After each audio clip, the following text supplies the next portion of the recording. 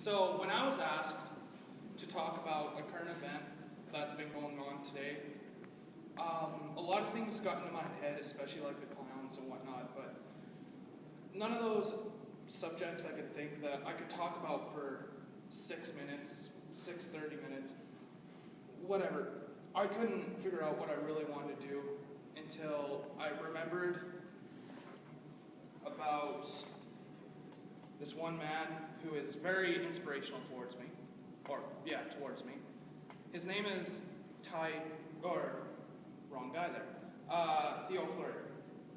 A lot of you probably remember him. He played for the Flames, the New York Islanders, and then he played for the Blackhawks, and then went back to Calgary.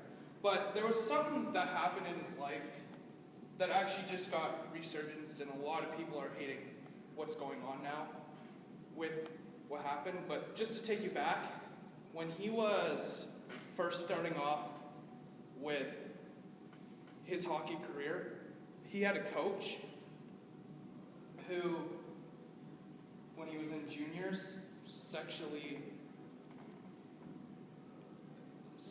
well, best word I can use is raped him. Who honestly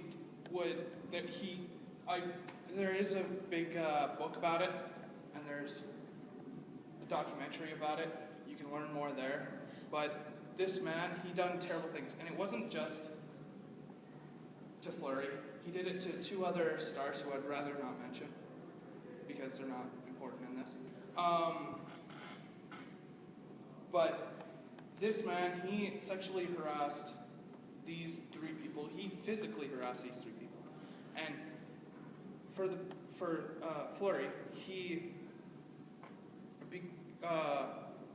went down a life of alcoholism, drug abuse, woman abuse with some of his strippers, and just full-on just became a terrible guy. You could have seen it throughout his career, honestly. But he all blames a lot of this for what happened when he was in that junior level. Now, I just want to quickly pull up this one video. This is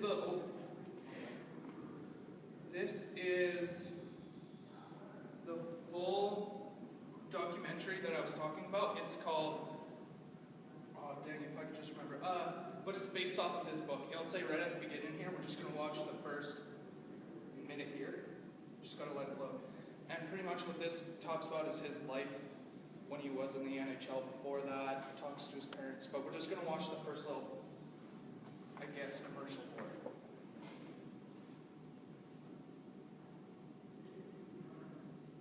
It's just buffering right now.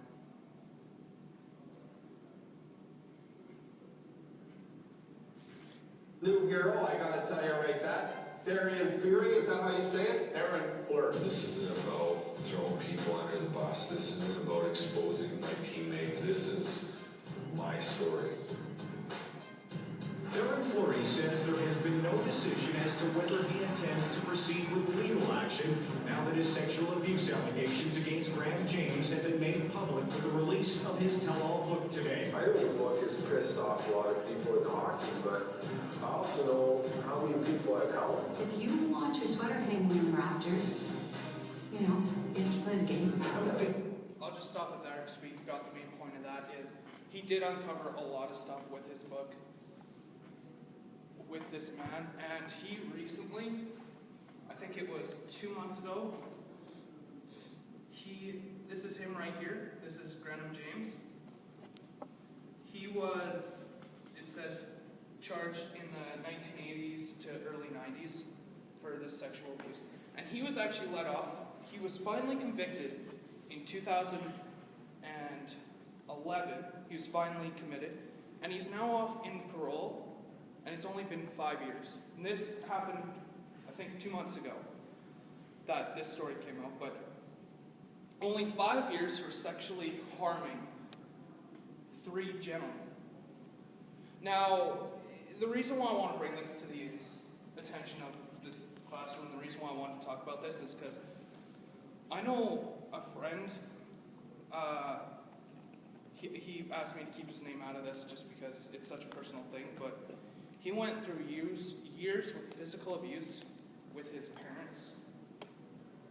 He went through years of mental abuse with his parents. He was sexually assaulted by not only his uncle, but also his father.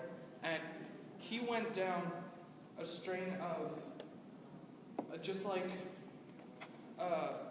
further, he went down into alcoholism. He was hooked on cocaine and marijuana by the time he was of the age of 16. These people, like like this man right here, Graham here, they hurt the people that they do it to. It's not just a sexual assault thing, because it creates mental abuse later on. I know I witnessed people like my friend, who, I'm not allowed to say his name, but all these things that happen after the actual sexual assault happens can be honestly blamed on them, because they're in fear. They don't want to tell anyone because they don't want people to see less of them. But they also don't want people to see them as that kid who got raped by his uncle, or that kid that got raped by his coach. They don't want people to see any of that. In the movie, or in the documentary, they give stats that 1 in 3 girls who are underage who have the chance, not have the chance, are sexually assaulted. Be it just a friend from their class who just raping them, or be it a coach that sexually assaults them like they did to flirt. That's 1 in 3 female girls. To put that in perspective, if you had 300 girls in this room, 100 of them would have that passed. Could have that passed, potentially. That is staggering. That is a high amount, and it's caused by sexual assault. And all these things that happen afterwards, such as drug abuse, comes when they're in their teens, when they realize what happened, or it could have happened when they were teens. But because of these people, and they have no one else to go to, they have to find other alternatives, such as drugs, or such as alcohol, or such as female or male abuse, depending on what your gender is. They go to these as outlets to help them with sexual abuses.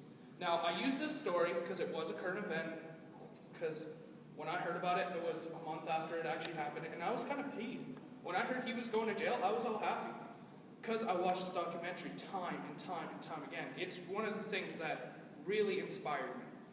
But I brought up this current event to more talk about other events. It's not just this current event that I want to talk about. I want to talk about these facts, because I've seen what it done to people. I heard what it done to people. And I would definitely recommend to watch that documentary. It's, man, I'm having the worst brain fart, but it is one of the best things you'll see. It puts you into the mindset of not only a person who has had sexual assault to him, but it puts you in the mindset of a sports person. It puts you into how hard it is when you are underprivileged. It talks about a lot of stuff. It's a really good thing. And at the end, it gives you a helpline. If anything happens to you, go out, tell someone. You're not alone. So if there's one thing I can leave you with, I did talk about a lot of things, but if there's one thing that sticks in your mind, you are not alone.